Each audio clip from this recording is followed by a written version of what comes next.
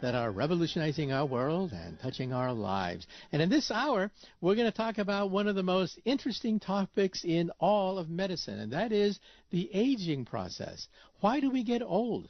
Is it possible that one day we can stop the clock, reverse the aging process? Well, here's a doctor who says, well, yeah, it may be possible.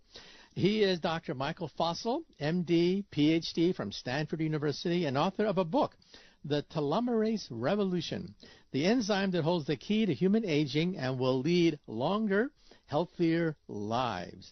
We should say that telomeres are, we think, the clock inside cells. After 40 to 60 reproductions, the cell goes into senescence and eventually dies. In fact, some people think that's one reason why we die. However, this enzyme may actually allow you to stop the clock. And so does that mean that this is the fountain of youth? Or should we also say that there have been hundreds of other charlatans and quacks that have claimed to have the fountain of youth? However, this one has been looked at very seriously by scientists around the world. The aging process and a biological clock governed by something called telomeres inside your cells, and is telomerase, the enzyme that can control the process of telomere reduction. Is that the fountain of youth? Well, just to be fair, we should point out that on Science Fantastic, we've had a number of other biogerontologists who claim other therapies, for example, caloric restriction. You eat 30% less, you live 30% longer. Oxidation theory, resveratrol, age genes, mitochondrial theory. There are many theories, but some people claim that one day we may have a cocktail of several of these promising scientific therapies along with telomerase, which may allow you to slow down and perhaps even stop the aging process. I mean, wouldn't that be great? However, what about society? What's going to happen to society if all of a sudden we have a bunch of old people living to be the year 200? Will society stagnate? Will Social Security become bankrupt as people live forever?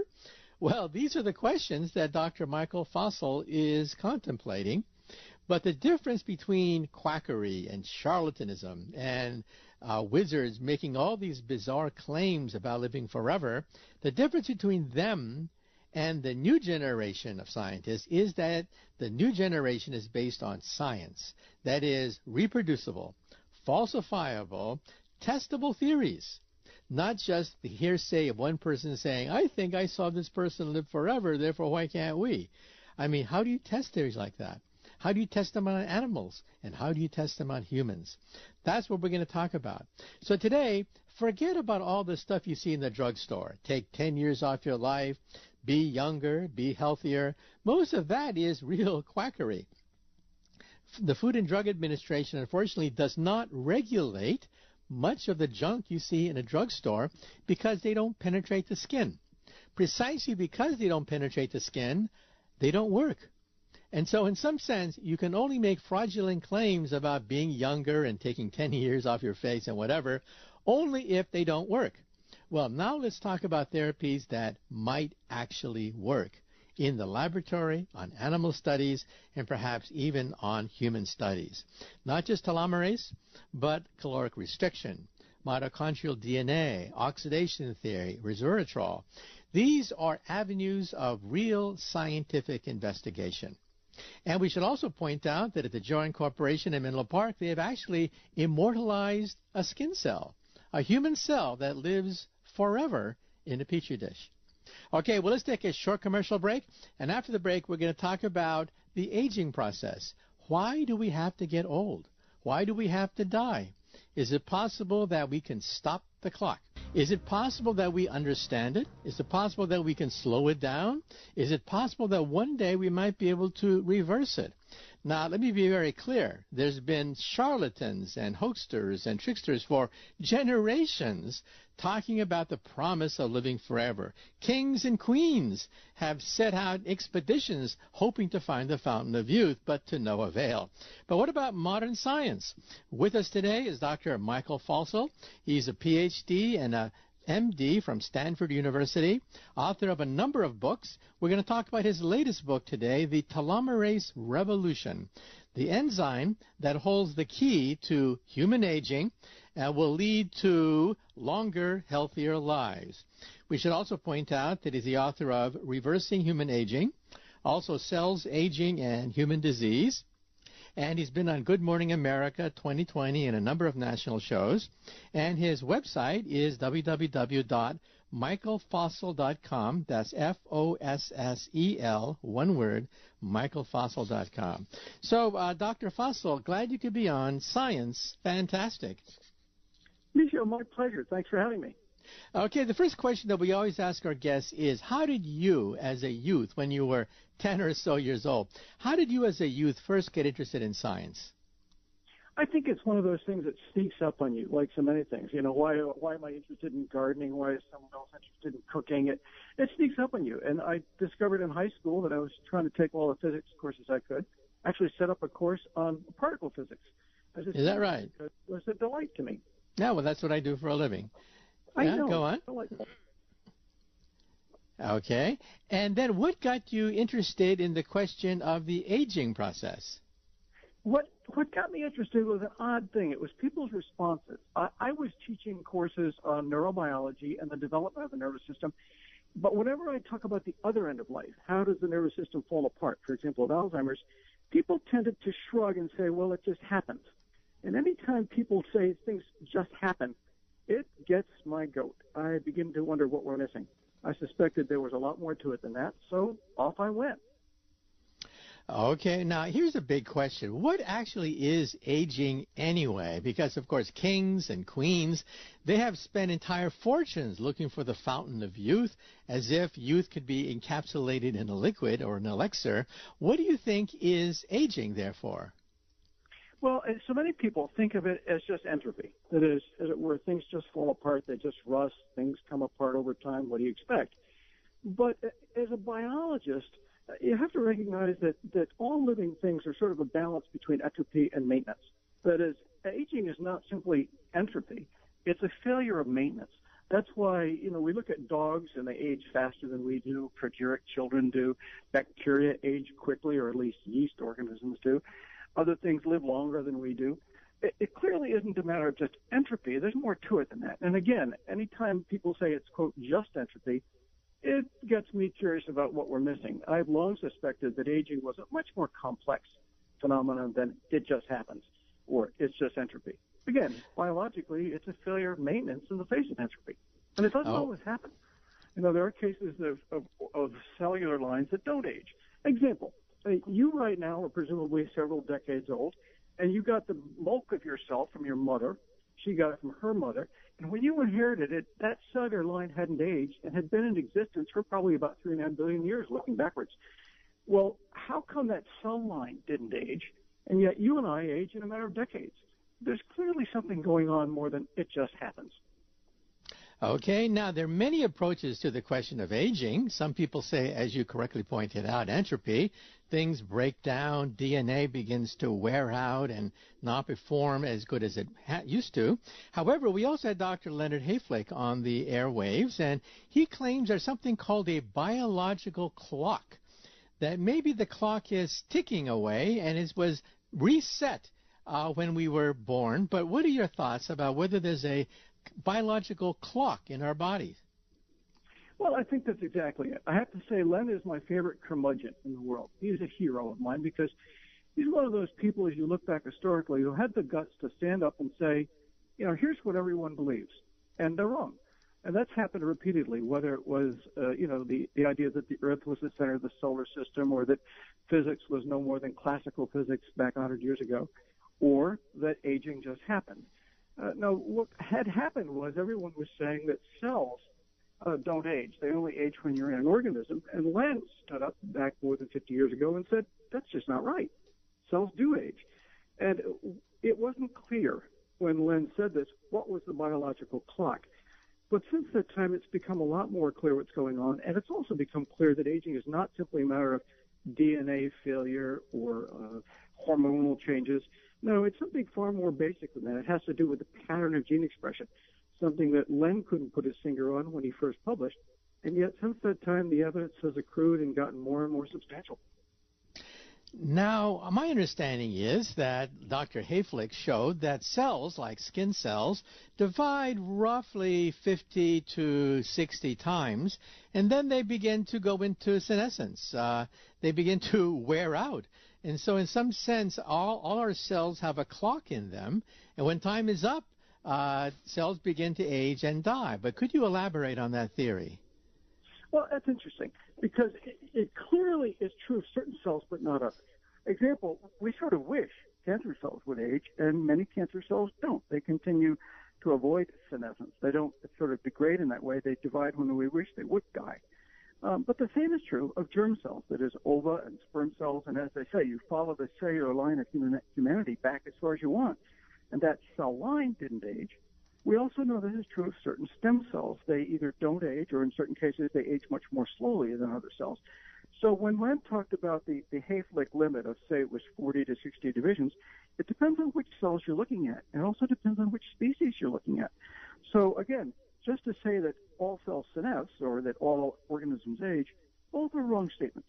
It's more complex than that. Some cells don't age or don't age as quickly. Some organisms age more quickly or less quickly. Okay, well, according to the theory, and you can elaborate, our cells, of course, have chromosomes inside of them, and at the ends of the chromosome, there's something called the telomeres, and they get shorter after every reproduction.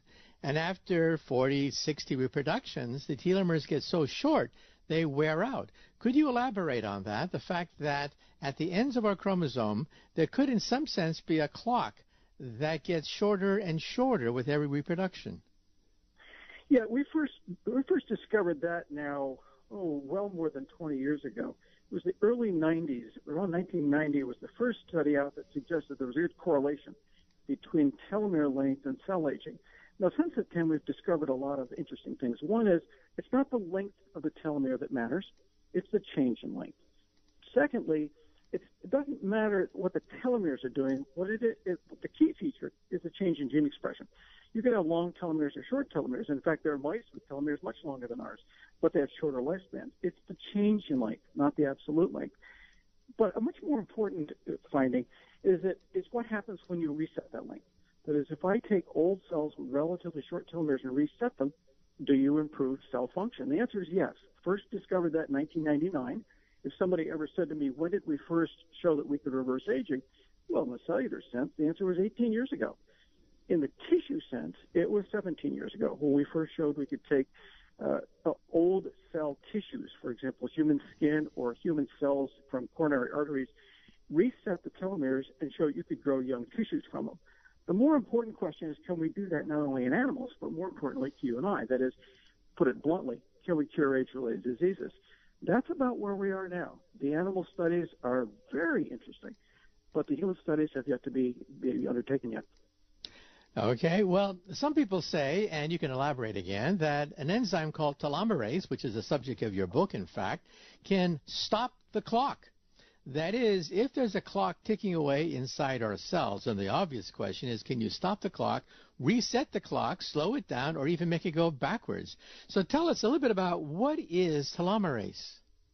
Well, telomerase is an enzyme, and an enzyme is just a protein that does something. It's sort of the verb form. It is active. It does something to you. So, for example, you can get enzymes that break down sugar or break enzymes that help you burn calories, all sorts of enzymes. And telomerase is just an enzyme.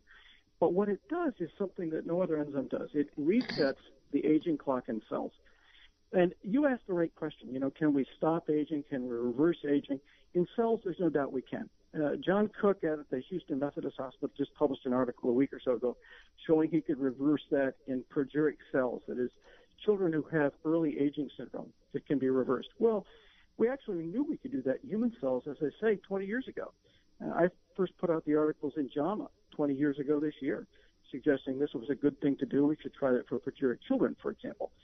But it's only more recently that we've gone beyond that and shown that not only can you reset the aging process in cells and tissues, but we can apparently reset them in animals. For example, there was an article that came out now about 4 years ago. Well, actually, there was one 5 years ago out of Harvard showing we could do this with a technique I couldn't apply to patients. But about 4 years ago, a colleague of mine in Madrid showed that she could reset aging in animals themselves, not just tissues or cells, and reverse many of the changes that we see with age-related diseases. So things have gone a lot further than people realize, and yet there's a lot we don't know, and there's a lot we haven't gone to human testing yet. So it's still an open area. Okay, well, I heard a story that at the Geron Corporation, they've taken ordinary human skin cells, put them in a petri dish, hit it with the enzyme telomerase, which stops the clock, and these cells, instead of dividing 40, 60 times, they've divided hundreds, maybe even thousands of times, and they have been immortalized. In fact, there's a new word in the English language, to immortalize a cell. What are your thoughts about this? Well, I think that's entirely possible. It depends what you do with telomerase. If you just put it in once, you can reset telomere length, reset aging in cells, and then you just, instead of having a few more divisions left, you can go right back to having, say, 40 or 50 divisions. But if you put in the gene and allow it to continue to express itself, then yes, you may have immortalized the cell in the sense that it doesn't have 50 or 60 divisions left. It has an indefinite number. We just don't know. So it depends exactly what you do. The key from my perspective, and I think for a lot of us, is not a philosophical question. I often used to say when I was executive director of American Aging Association, I used to say that most of the theories of aging aren't theories because you can't actually test them. They're philosophy. And that's interesting, but that's not science.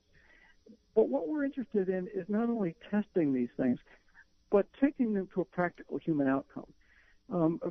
From my perspective, and again, I think many people share this, the question isn't so much what is aging or what is Alzheimer's, for example, but what's the most effective clinical way of reversing it? That is, can we cure these things? Not just talk about them, but do something about them. Okay, well, some people say that, telomerase may allow you to, quote, stop the clock. However, cancer cells are also immortal, and apparently they just live forever, keep on dividing. In fact, that's why they kill you. That's why cancer cell is so dangerous, precisely because they are immortal and divide forever, creating a tumor. That cancer cells also use telomerase as a trick to immortalize themselves, to become lethal. So what are your thoughts about that? Well, that's partly true. And anybody who ignored that concern, I think, would be naive. But what you have to remember is a few things. One is that telomerase doesn't actually cause cancer. What it does is it permits cancer. There are at least two stages before that have to sort of go awry before you can end up with cancer, one of which involves gene damage itself, that is mutation, and the other of which involves sort of bypassing what's called a cell cycle breaking system. And only after that does telomerase become the final hurdle in a sense. So telomerase doesn't cause cancer. Telomerase is a ways down the road, but still, for a cancer cell to continue to divide, it needs something like telomerase to get around. Okay, Dr. Fussell, we're going to have to take a short commercial break, but after the break, we're going to continue a discussion of your book, The Telomerase Revolution, the enzyme that holds the key to human aging and will lead to longer, healthier lives.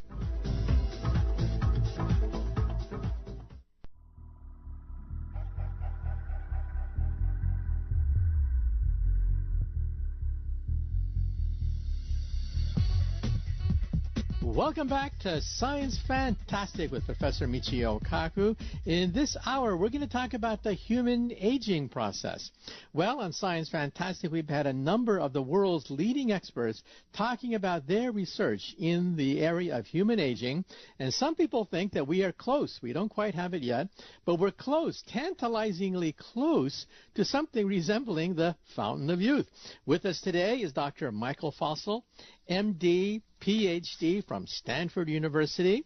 He's written several books, including Reversing Human Aging. His latest book is called The Telomerase Revolution, the enzyme that holds the key to human aging and will lead to longer, healthier lives.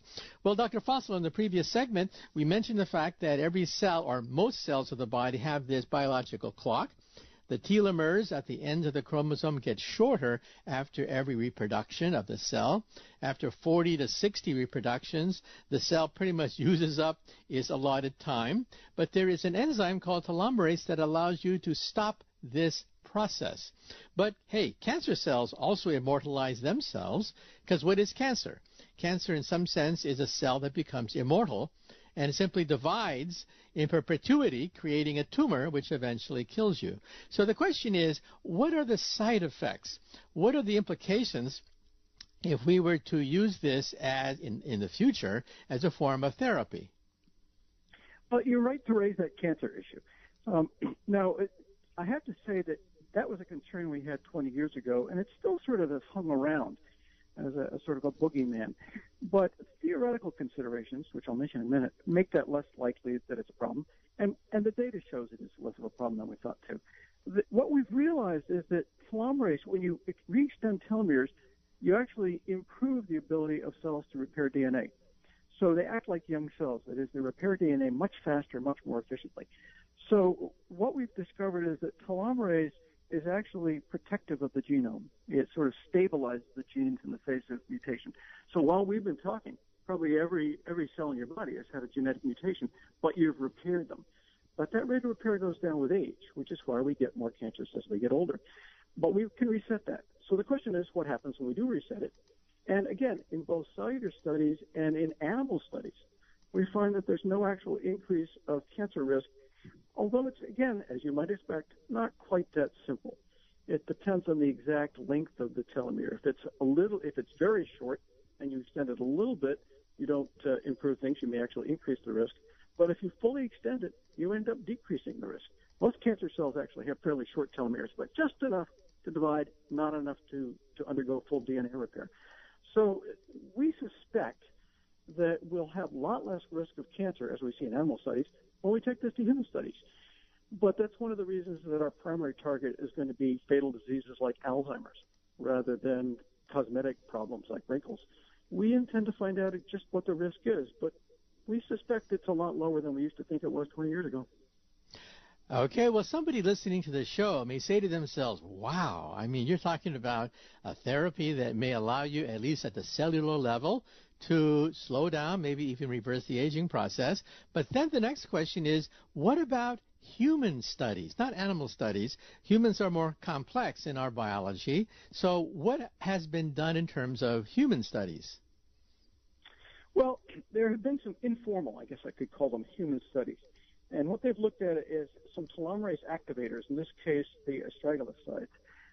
And I know of 3 peer-reviewed papers that have come out on this, and all of the results are interesting. I'd have to say they're very intriguing. And they show some significant changes, but nothing overwhelming. You certainly don't see that somebody who's 70 years old now becomes 30 years old. But what you do find is that their immune systems act a little better, their ability to handle glucose and insulin work a little better. A lot of tantalizing results. What we have known, though, for a while is that these telomerase activators are not all that effective. Perhaps they're 5% as effective as we'd like to be. And that's in line with the data. So there's intriguing data out there, but nothing that is overwhelming, just intriguing.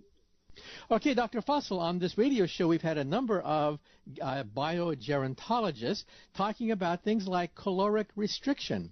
And they claim that if you take an animal, no matter what the animal is, starfish, spiders, worms, all the way up to primates, and you feed them 30% less calories, they live 30% longer. And they claim that this is the only proven method that works across the genome that allows you to increase the lifespan of animals, except humans, of course, because we bellyache too much. We don't want to live on a diet of 30% less calories. But what are your thoughts? Well, we have known for a long time being multiple decades, that there are 3 things that can alter a lifespan of an animal. One is caloric restriction. You're quite right. The data is substantive. It hasn't really been proven with human beings, but that's because we have such long lifetimes. It's hard to do the experiment very well. The second is you can selective breeding. That is, you can take any animal we've ever known about and breed them for a longer or shorter lifespan. That doesn't help you and I clinically.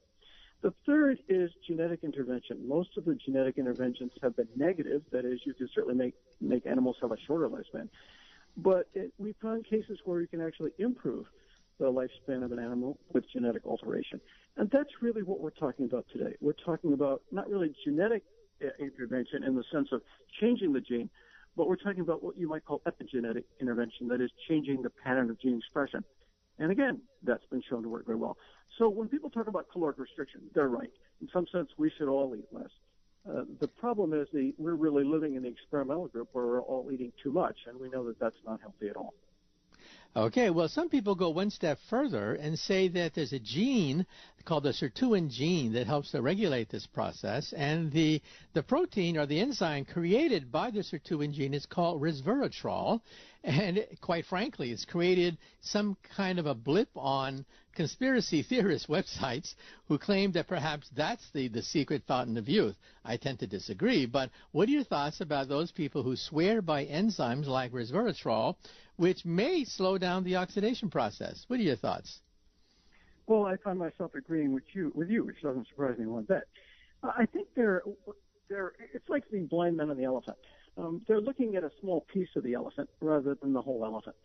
And they are right in a sense, in that anytime you find an abnormal process, for example, the processes we're dealing with caloric restriction or DNA repair enzymes, if you just sort of fiddle with that one system, you can find improvements or you can find ways to ruin the system.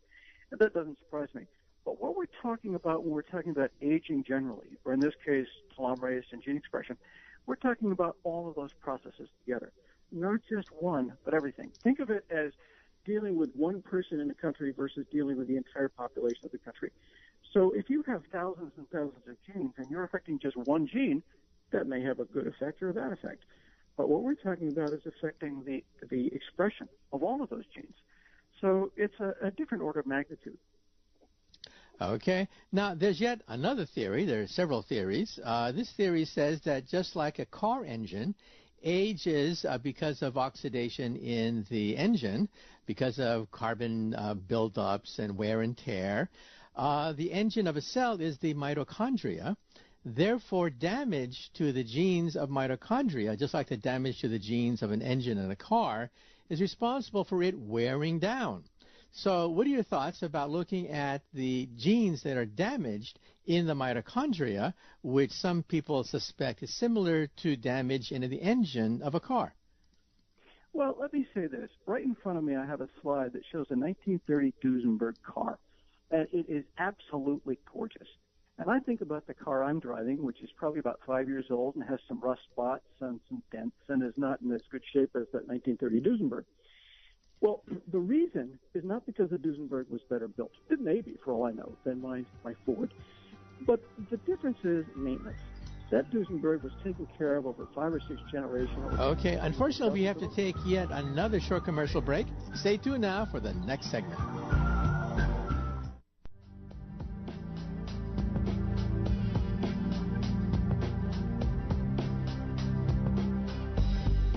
Welcome back to Science Fantastic with Professor Michio Kaku. The book is called The Telomerase Revolution. That's Telomerase.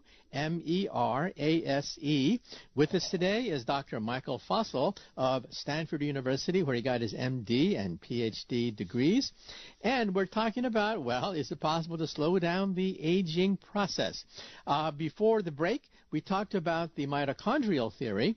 That is, just like the engine of a car is where aging takes place because of the wear and tear, moving parts, combustion, and so on and so forth. The engine of a cell is called mitochondria, and therefore by looking at the breakdown of the genes in the mitochondria, we can isolate where most of the wear and tear of the aging process takes place. So, Dr. Fossel, what are your thoughts? Well, it turns out that every mitochondria you have in your body, you got from your mother, she from her mother. Now, that cell line is called eukaryotic cell line, and the mitochondria have been in that cell line for about 1.5 billion years. They didn't age, and yet they age in a matter of decades in you and I. It turns out that the key has to do with telomere again. It turns out that most of the aerobic enzymes, the enzymes that are responsible for mitochondrial function, come from the nucleus, and those all have a lower rate of expression as a result of telomere shortening. So while mitochondrial changes are critical, it turns out they're secondary. And again, secondary to gene expression, changes that occur because of mitochondrial changes. So again, the theory holds together pretty well, and we can reset it. Okay, now let me talk about the societal implications. Some people say that, well, we were not meant to live forever. What happens if we have a society of old people in nursing homes? Won't society stagnate? Won't our Social Security system go bust? What are your thoughts about what happens if we do live forever? Well, first of all, let me say we will never live forever. If nothing else, you'll slip in the bathtub and that'll be the end of you. But more realistically, remember that the average age of people in any culture has increased enormously over the past several centuries. You know, it used to be, if I went back about 200 years ago in the United States, it was about 25, and 100 years ago it was about 50, and now it's about 75. So it's certainly true that people are living longer on the average. And I'm not sure what social changes that's created in our culture or in any other part of the culture, in any other culture in this world. But this is not a new phenomenon. And what we're not going to see is people living for thousands and thousands of years. But what you will see is people living and being healthy for a good deal longer than we are now. It wouldn't surprise me to have a mean healthy lifespan of 150 or 200. Again, healthy lifespan. We'll just have to see how far this goes. It should have enormous societal effects. What those are unfortunately difficult to predict. I sometimes say that the personal outcome of doing this is all to the good. The idea of not having a heart attack, not getting Alzheimer's, not getting osteoarthritis are enormously beneficial to you personally. The societal benefits are hard to estimate. Okay, well, some people point to Japan, which has the longest lived ethnic group for 20 years running on the earth, that is Japanese women. And the Japanese population, instead of exploding, is contracting. Japan will eventually lose about 1 million people per year by mid-century, because as you live longer, you have fewer children. You space them out more, have fewer of them. And so some people think that as people live longer, we're going to have the opposite effect. We're going to have an implosion, just like what's happening in Japan and will eventually happen in Europe. What are your thoughts? Well, that's been true actually in a lot of European countries and in the U.S. now. If what you're looking at is not immigrants, but what you're looking at is population that started there, that is, the birth rate has been falling in most developed nations. And so the estimates are that the world population, instead of just increasing exponentially, may in fact go into a decline fairly soon in the next century or so. And estimates vary all over. But what we're talking about is a little different. For one thing, people live longer, so the population stays around. You may have fewer children, and yet you have a longer lifespan. The other complete unknown is what does telomerase do to human fertility? And there's no way really to tell. There are lots of arguments I can make on both sides, but it could be that we're extending the fertile years of women, for example, men certainly, and it's just hard to predict that. What outcome that has for a world population is, again, an unknown. Let me put it this way. The simple answer is this. I sometimes call it Fossil's rule of thumb because there are about a dozen big variables and dozens of little variables. But the quick answer is simple. If you double the mean human lifespan, you double the population. That's sort of the quick rule of thumb. So if we increase the healthy human lifespan, we can expect to have more people. That's independent of birth rate, though. Okay, let me ask you a key question. Do you think that in the future we'll have a fountain of youth? It could be a cocktail of different kinds of different therapies, but do you think we'll have it perhaps in 10, 20, perhaps in 50 years? If you had a crystal ball, do you think we'll have a fountain of youth of some sort, and roughly by when? Well, let me again say what I said before, which is if somebody went to the future and said, when did we first reverse human aging? The technical answer is 18 years ago. We did it in human cells. But the practical question is, when will we do it to you and I?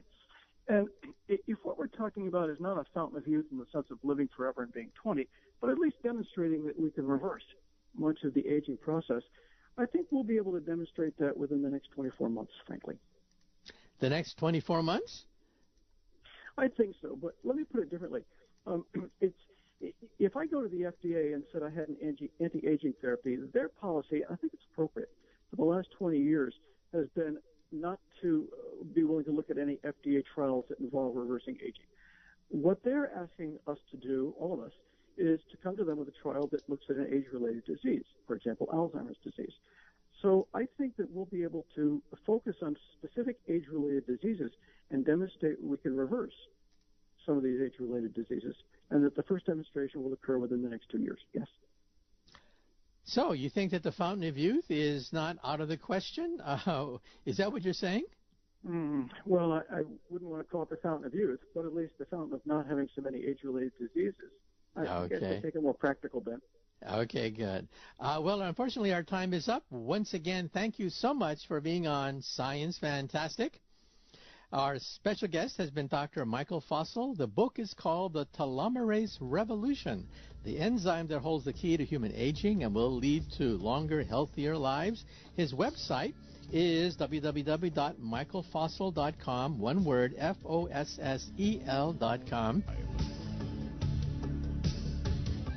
Science Fantastic with Professor Michio Kaku. This is Science Fantastic with Professor Michio Kaku. On Science Fantastic, we profile some of the most amazing developments in science and technology that affect our lives.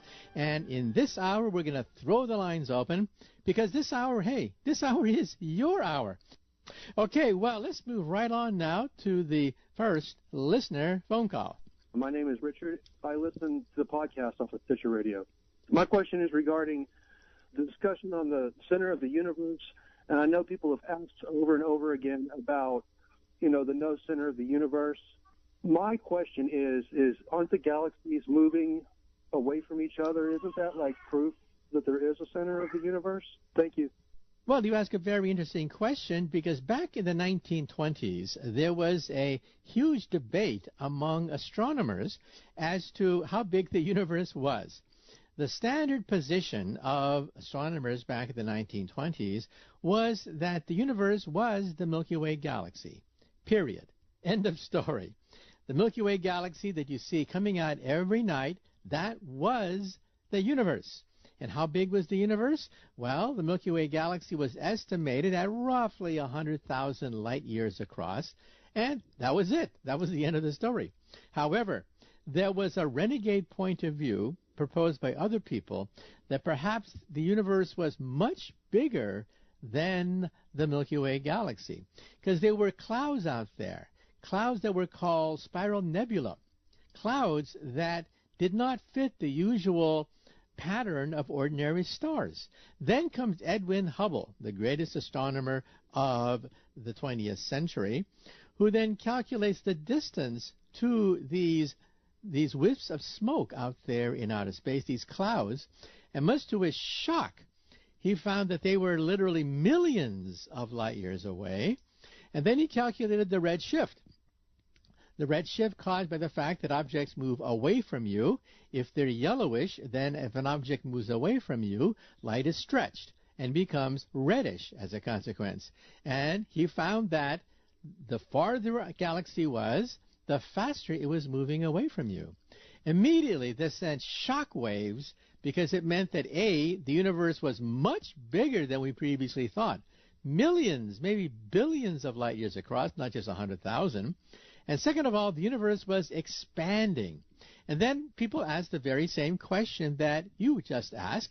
If the galaxies move away from us, then are we the center of the universe? Well, astronomers, of course, had this bruising debate during the time of Copernicus hundreds of years ago, when Copernicus said that perhaps the sun was the center of the universe and not the earth. And over the centuries, people got used to the idea that, well, maybe the universe had no center at all. And now we have the fact that it was expanding.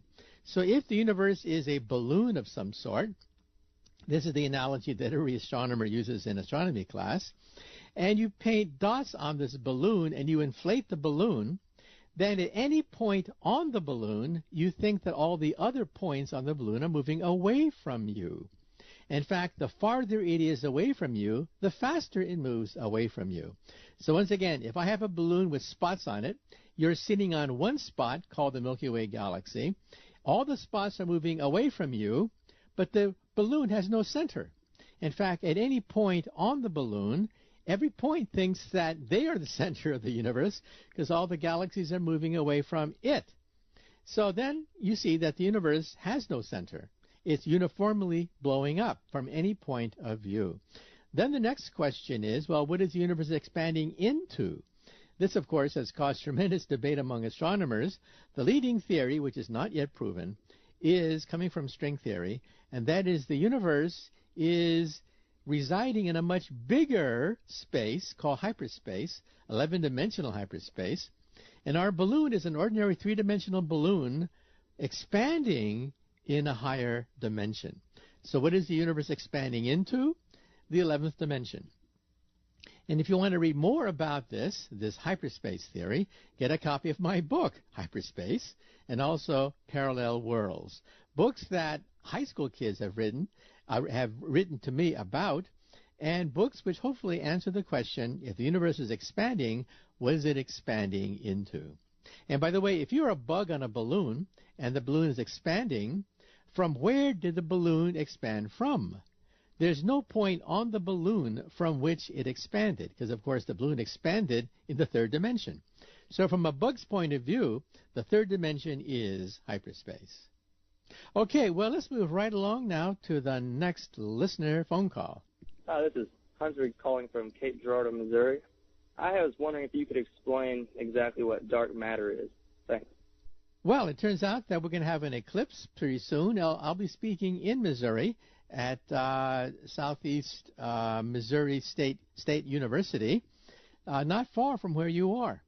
Anyway, dark matter is a new form of matter. Every high school textbook on the planet Earth says that the universe is mainly made out of atoms. That's it. From hydrogen to uranium and a few elements beyond that, that's what the world is made of. Wrong. We now realize that we jumped the gun, that most of the universe is actually not made out of atoms at all. And we first discovered that by looking at galaxies. Galaxies rotate, but they rotate 10 times too fast. By using Isaac Newton's laws of motion, we can show that the spinning of galaxies spin 10 times too fast, and by rights they should fly apart. We should be flying apart. The Earth is a byproduct of the fact that the Milky Way galaxy is stable, but it shouldn't be. By rights, the universe, the galaxy should fly apart. So astronomers had to invent something called dark matter, which is invisible, which surrounds the galaxy, keeping it intact. Now, that was just a theory. Now we have maps of dark matter, because when light goes through dark matter, it bends. Even though dark matter is invisible, light will bend as it goes through dark matter. And using computers, that gives us beautiful maps of dark matter throughout the universe. And sure enough, it turns out that every galaxy has a halo surrounding it, a halo that keeps it together.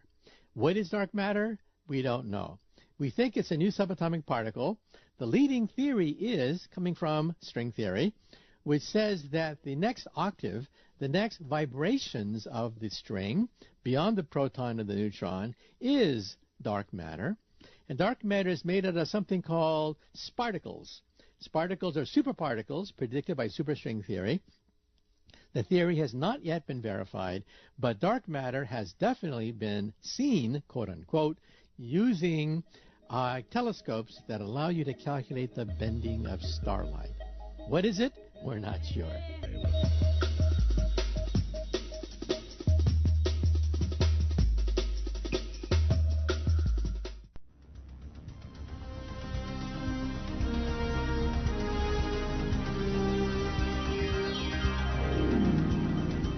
Welcome back to Science Fantastic with Professor Michio Kaku. The lines are open. Let's take the next listener phone call. My name is Jason. I'm calling from Coalinga, California. I'm driving along the freeway. I don't know what radio station.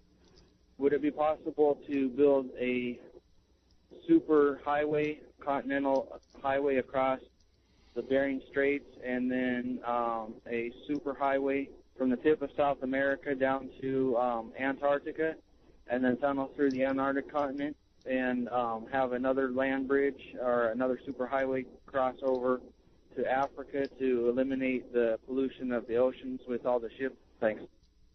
Well, you ask a pretty tall order. Let me say that the short answer to your question is yes. There's no law of physics that prevents us from building these gigantic land bridges, especially given the fact that the North Pole is beginning to thaw out, meaning that the fabled Northwest Passage may actually be possible. And nations like Russia are looking very seriously at new trade routes precisely because of the fact that the North Polar region seem to be thawing out. So, yes, land bridges are possible, but the bottom line is cost. It's very expensive to build these things, especially when you have to go between tundra, ice, land. And not only are they expensive, but you have to justify the cost. It has to be self-sustaining, not just building it, but you have to have revenue, tax revenue or levies, some way by which you can pay for the maintenance of such a gigantic object. And realize that the history of maintenance is not very good. For example, in New York City, where I live, we have bridges that almost fell apart because they're not maintained properly. Every mayor of New York says that they're not going to fall. These bridges will not fall while I'm mayor. Let the next sucker worry about it. And so mayors chronically do not maintain these bridges because the next mayor will have to suffer the consequences if they fall. And that almost happened once several years ago when a subway, I think it was a D train, was traveling along one of the bridges and almost fell over as a consequence.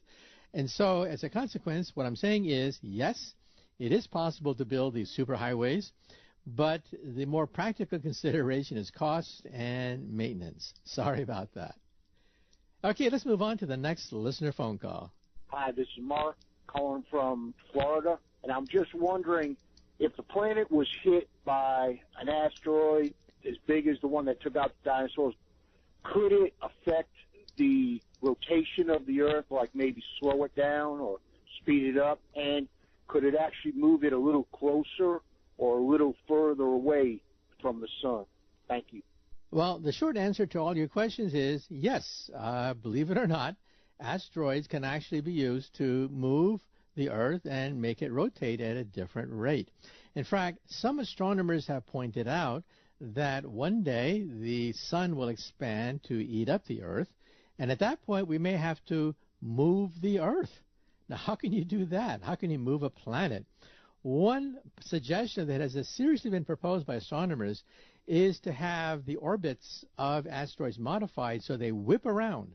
They whip around the Earth, giving a slingshot effect. They won't touch the Earth. They simply whip around the Earth. And as a consequence, the gravitational attraction nudges the Earth slightly out of orbit. And in this way, you can actually move the orbit of the planet Earth with a succession of asteroids that whip around the planet Earth. This, of course, is for a very advanced civilization. It's not for us. Also, giant earthquakes. If you have for example, a Category 9 earthquake on the planet Earth, you can actually calculate the fact that it will change the rotation of the planet Earth and the orbit of the planet Earth. Now, how do you do this? Because you take an estimate of how much dirt was rearranged by a gigantic earthquake. If I have a tsunami, the original subduction zone could be several hundred miles long. Therefore, you can get a rough estimate of the total volume of dirt that was moved, and then you calculate what is called the moment of inertia. The moment of inertia is what we physicists calculate when we calculate how bodies rotate. And yes, it turns out that the moment of inertia is dependent upon the distribution of matter inside the planet Earth. And in that way, you can actually show that Category 9 on the Richter scale earthquake can change the rotation of the Earth by about a millionth of a second. Not by much, but yes, it turns out that gigantic earthquakes will affect the rotation of the planet Earth. And meteorite collisions can also do the same. 65 million years ago, we think that an object about 6 miles across slammed into the Yucatan of Mexico. Not only did it slightly modify the orbit of the Earth, it actually sent a shock wave all the way through the Earth to India. Some people claim that it was volcanic activity near India that caused the disruption of the atmosphere that killed the dinosaurs, not the asteroid. But maybe it was a 1-2 punch. Some physicists estimate that the shock wave created by the asteroid that hit the Yucatan of Mexico was so severe that it sent a pulse right through the planet Earth all the way to India, breaking the crust of the Earth near India, and perhaps that caused the volcanic activity in India. So perhaps the dinosaurs were wiped out by a 1-2 punch. So in other words, to answer your question, yes, indeed, asteroids can modify, though not by much, modify the rotational rate of the Earth and even the orbit of the planet Earth. And some people have actually proposed that as one way far in the future to move the Earth if we're faced with a astronomical catastrophe if the sun begins to increase in size. Okay, well, let's move right along to the next listener phone call. This is Mike. My question is, why is it that when you have giant stars which are capable of collapsing and creating black holes, why is it that before they collapse, their gravity is not great enough to stop the light from escaping them, but after they collapse and create a black hole, that gravity is too great to allow light to escape, when before and after the mass is the same or even less because some mass escapes during supernova? So I guess my question is, why is the gravity greater afterwards when there is no increase in mass? Well, you ask a very interesting question. It turns out that the mass before and after the collapse is the same. So if you're a very far distance from a star that's dying and the star is collapsing into a black hole, the gravity that you feel from a large distance is the same. It doesn't change at all. However, as you get closer to the black hole, then of course you can start to see distortions. First of all, even far from the black hole, light will bend. Light will bend as it goes around a massive star as it collapses. But then, after the collapse, it turns out that light inside the black hole cannot escape. But light from the outside can very easily whip around the black hole and meet your eyes a good distance away. So there is a sphere surrounding the black hole called the Schwarzschild sphere, or the point of no return. Light inside the Schwarzschild sphere cannot escape, as you pointed out. But light outside the sphere can wrap around the sphere just as if the sphere wasn't there at all. It was just an ordinary piece of matter that didn't collapse.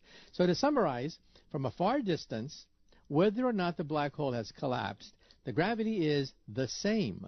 I repeat, the same far away from a black hole, whether or not it has collapsed. The only difference is the collapse itself. The difference takes place in this invisible sphere called the Schwarzschild sphere, with a radius called the Schwarzschild radius. Inside that sphere, light cannot escape. But light outside the sphere can certainly whip around the black hole. So there's no contradiction between the before and the after picture. Okay, well, let's move right along now to the next listener phone call. My name's Steve. I'm calling from New Mexico. My comment is the whole hydrogen thing and wind. And I'm thinking that, okay, if you have a vehicle, okay, and the vehicle is moving, it's creating wind power. So why can't you use that wind power to then convert the hydrogen into energy? Okay, well, you're asking a question. That is, if I have hydrogen or whatever that propels a car, it creates wind, and why can't you use the wind to generate energy? Well, you can. However, you lose energy in the process. And this is the first law of thermodynamics. So when you convert energy from one form to another, the total amount of energy conversion is the same. You don't lose energy, but you lose energy in the form of waste heat and vibrations and sound, stuff like that. So if you take energy from a car and convert it to convert it to electrical energy, you lose some energy in the process. Now, for example, think of your own car. Your own car has downtime, and so the wheels of the car will actually generate electricity, which is then used to recharge your car batteries. And so when you are low on your car battery, what do? You drive your car. The excess energy created by your car is used to recharge your batteries. So in that sense, we do use this principle. We use the principle that, yes, you can take the excess energy and use it to recharge your battery. And you can also do that with wind power, but like I said before, you lose energy in the process. That's also the second law of thermodynamics now.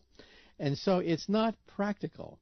And so, in other words, it is possible that some of the wind power could be used to, for example, recharge your batteries, which we already use when your tires start to move. However, it's not that practical because you're not going to get that much energy because you get energy loss. So the answer to your question is yes, it's possible, but some inventor has to make it economically practical as well. Okay, let's move right along to the next listener phone call. This is Bill from Portland, Oregon.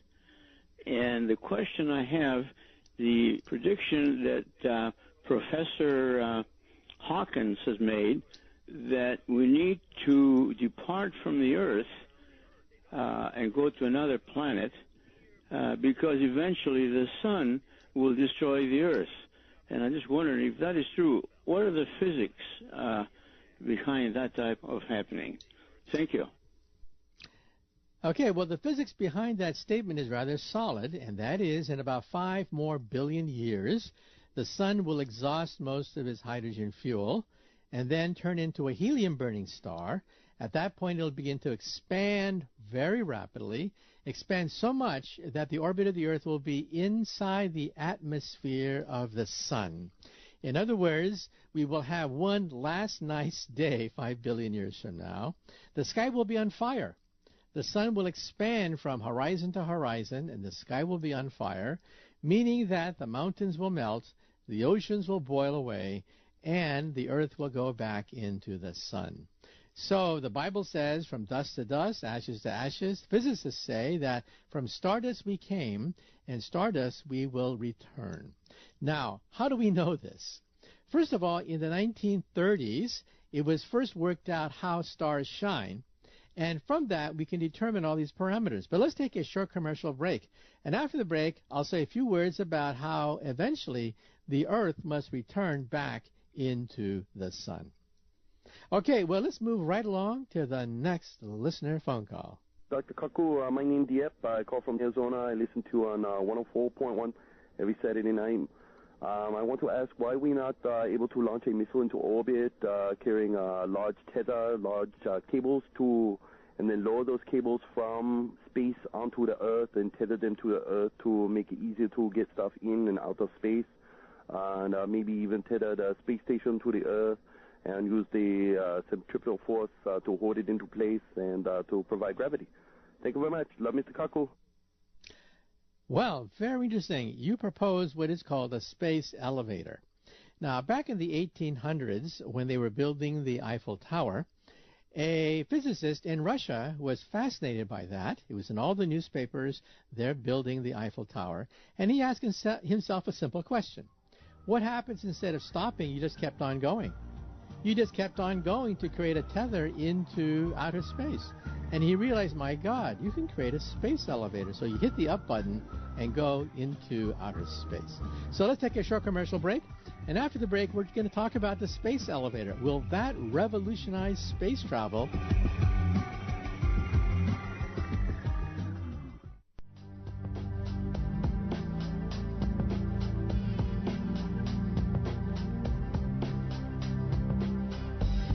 Welcome back to Science Fantastic with Professor Michio Kaku. It's your hour in this hour. This is when you can give us a call and get on Science Fantastic. Give us a call by calling the magic number. Well, before the break, we had a question. What happens if you could create a tether from outer space to the planet Earth so you could ride this conveyor belt into heavens? That's called a space elevator. When Tsiolkovsky first proposed this in the 1800s, people scoffed at the idea and said, well, what keeps the elevator afloat? Why doesn't it fall down? And he said, centrifugal force. Think of a ball on a string. When you spin a ball on a string, why doesn't the ball fall? Because of a balancing of centripetal and centrifugal force. That's why the ball doesn't fall. So think of a tether going into outer space with a ball at the end of the tether. The Earth spins.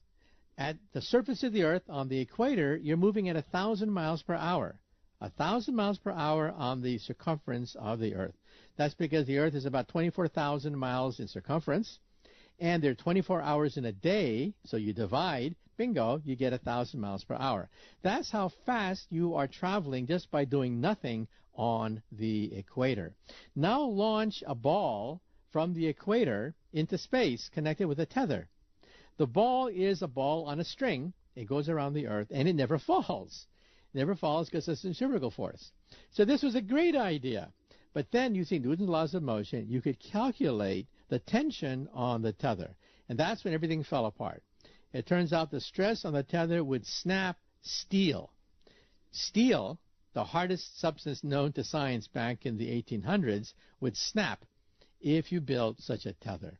Well, that's the way it went for 100 years until the creation of nanotechnology. Now we have carbon nanotubes that in principle are strong enough to keep the tether from snapping, meaning that space elevators may actually be possible. However, what's the catch? The catch is that the amount of carbon nanotubes is much larger than that we can produce at the present time. In other words, we can only produce small quantities of pure carbon nanotubes that are stronger than steel, about a centimeter or so. But we need a tether longer than a centimeter. We want a tether that is thousands of miles long into outer space. So it's an engineering problem. It's a technical problem. There's no law of physics preventing us from creating a space elevator. But the technical problems are horrendous. So if somebody in the audience can find a way to create pure carbon nanotubes that are thousands of miles long, you will go down in history as the Thomas Edison of outer space by creating a space elevator. Okay, let's take the next listener phone call. My name is William. Give me any suggestion about getting a layman's level book about magnetism and electricity.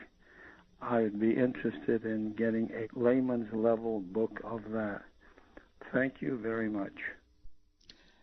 Well, I've written a bunch of books for laymen, however, not about electricity and magnetism. However, on the Internet, I was searching the Internet the other day, and there really are some good books written for the layman concerning electricity and magnetism. But once you learn about that, and you want to know about gravity, and you want to know about universes, and you want to know about quantum theory, then you may want to get a copy of some of the books that I've written, including Hyperspace, Parallel Worlds, and Beyond Einstein. Okay, let's move right along to the next listener phone call. Hi, this is Tim. I'm calling from Michigan. My question regarding thermonuclear fusion. There are principally two types of method of thermonuclear fusion that are pursued by humans on Earth, the inertial confinement method and the magnetic torus method. My question is, are there examples of these two types of attempted fusion processes in nature? Thank you. Well, the answer is yes. Look at the sun. Why does the sun shine? Why do the stars twinkle? Because they are gigantic thermonuclear fusions. Gravity compresses hydrogen gas to the point that the interior reaches tens of millions of degrees. At that point, the hydrogen fuses with other hydrogen, creating helium, releasing excess energy in the form of thermonuclear fusion. And so nature, Mother Nature, uses the nuclear force to light up the heavens. That's what gives us the fuel that lights up the stars. Now, you mentioned two types of fusion on the Earth. One is laser fusion, where I have a pellet of hydrogen-enriched material like lithium deuteride, and I shoot it with a bank of laser beams spherically, symmetric, so that the pellet implodes. The surface of the pellet is incinerated and implodes, creating temperatures not seen since the center of the sun, and that's what causes laser fusion to take place. In Livermore National Laboratories, I actually took a film crew from the Discovery Channel, and we actually filmed at the Livermore National Laboratory, where we have such a device. However, it's not commercially available, unfortunately, so we're not going to get usable amounts of commercial energy from that device. The other device is being built in France, southern France, in Cardache, France. That's called the ITER fusion machine. It uses magnetic fusion. It uses magnetism to confine the hot gas, not gravity. Mother Nature uses gravity of stars to compress the gas. In southern France, we use magnetism to compress the gas. However, that doesn't work yet either. So at the present time, we have no thermonuclear device commercially available. But one day, we think fusion power will give us unlimited energy from seawater. Seawater is the source of hydrogen that we will use for our laser fusion stations. But we don't have them yet. Okay, well, unfortunately, that's it for Science Fantastic.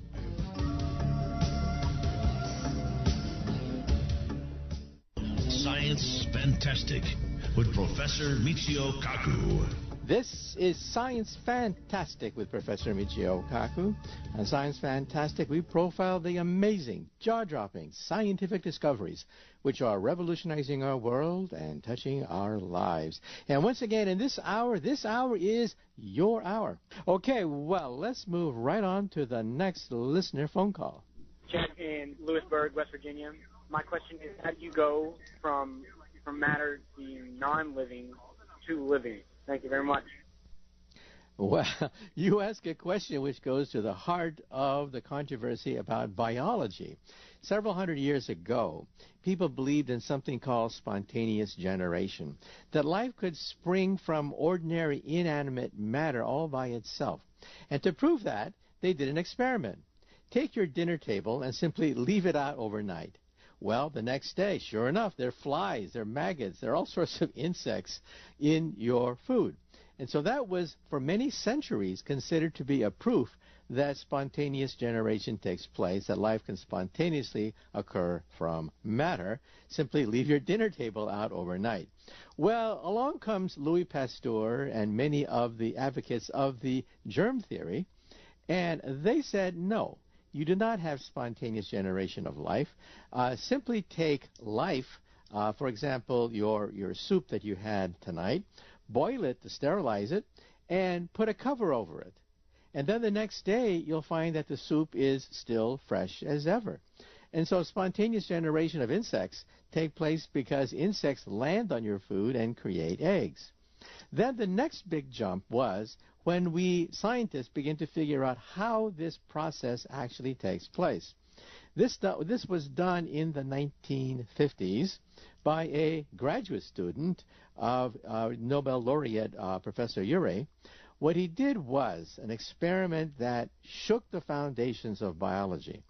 He simply got a flask of water, put into it some of the elements that we think were present at the beginning of the Earth. He put an atmosphere of ammonia, methane, hydrogen, a real nasty atmosphere, sealed the bottle, and then put a small electric spark. Well, then he walked away. He just walked away from this experiment. A few months later, he came back and he analyzed what was inside the flask, and he found, much to his shock, that he found amino acids. Amino acids are the building blocks of proteins. Proteins are made out of amino acids. And so in other words, he made a paradigm shift. He proved that if you simply get a flask of hydrocarbons, like ammonia, methane, poisonous chemicals, hit it with an electric spark, you get the seeds of life, the precursors of life, amino acids, which are the building blocks of proteins. Since then, we have found amino acids in comets, amino acids in meteorites that have fallen on the planet Earth. And this is now considered to be the best indicator we have of the origin of life.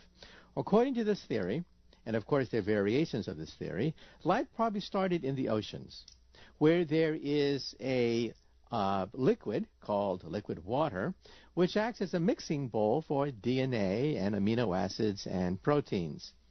And so you mix all these chemicals together, but you need energy. We think that the original energy of life probably came from maybe volcano vents at the bottom of the ocean. At the bottom of the ocean, we see very hot volcanic vents that release toxic chemicals like methane and ammonia, but also have enough energy to create the first chemicals of life. And so we think that the first amino acids, the first proteins, and the first DNA was created at the bottom of the oceans. But once you have one DNA molecule, it reproduces itself. Then you have 2.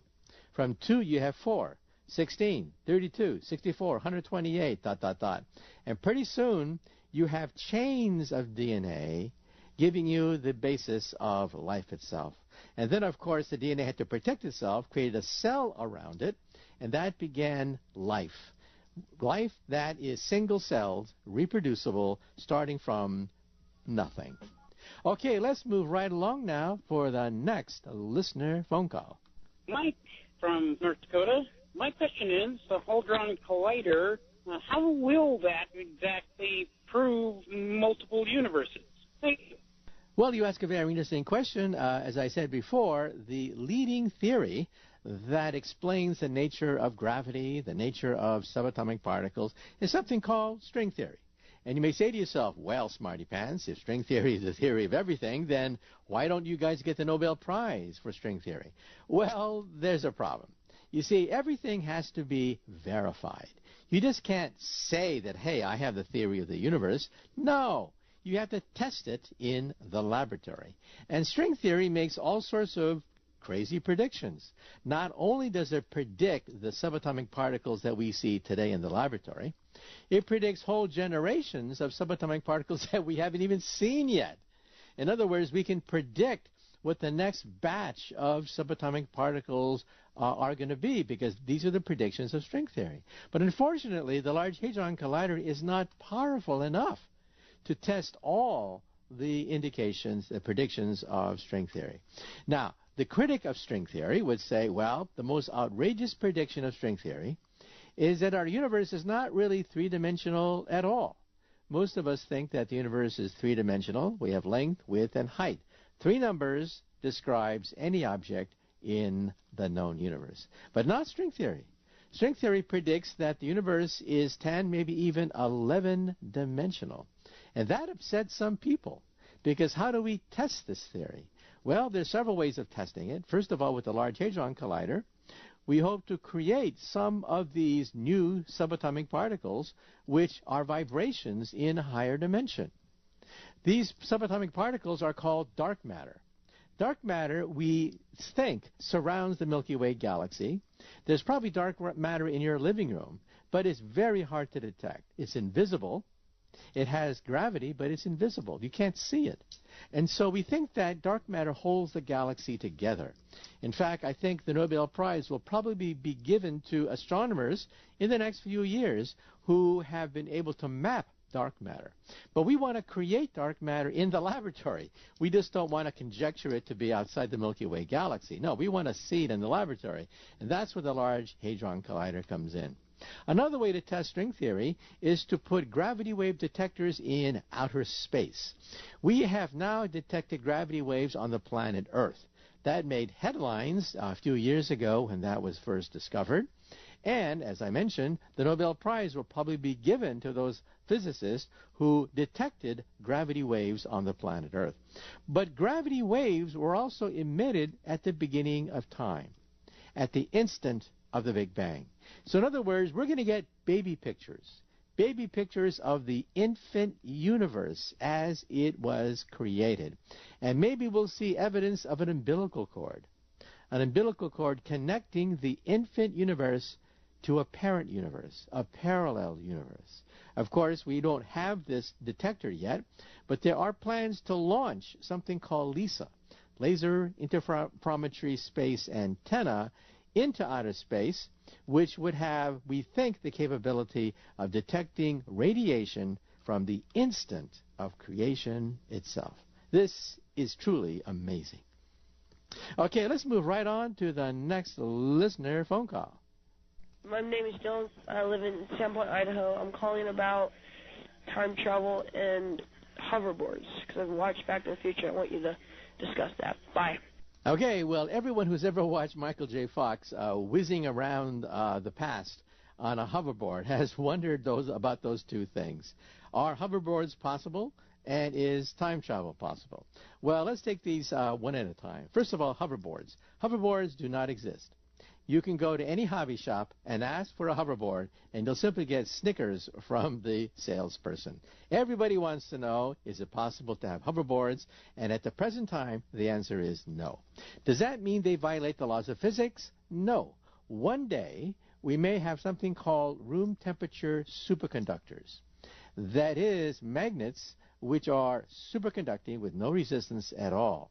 The problem is that you have to cool magnets down to near absolute zero before they become superconducting and become supermagnets. Maybe one of these days, maybe somebody that's listening to my voice right now, maybe somebody that's an amateur wondering about that movie, will create a room temperature supermagnet. If you could do that, not only would you be considered the next Thomas Edison, you would also get the Nobel Prize in Physics to boot.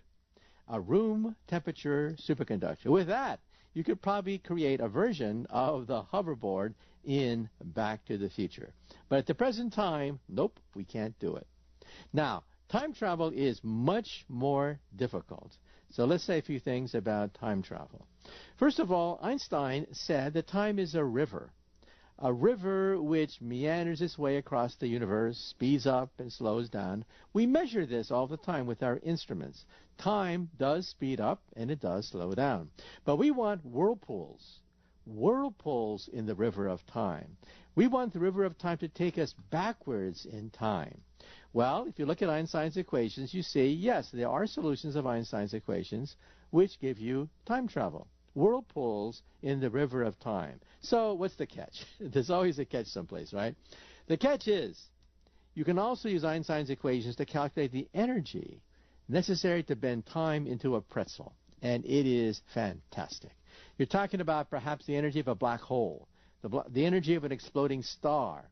So in other words, we are far below the threshold necessary to harness the energy necessary to play with black holes and also play with time machines.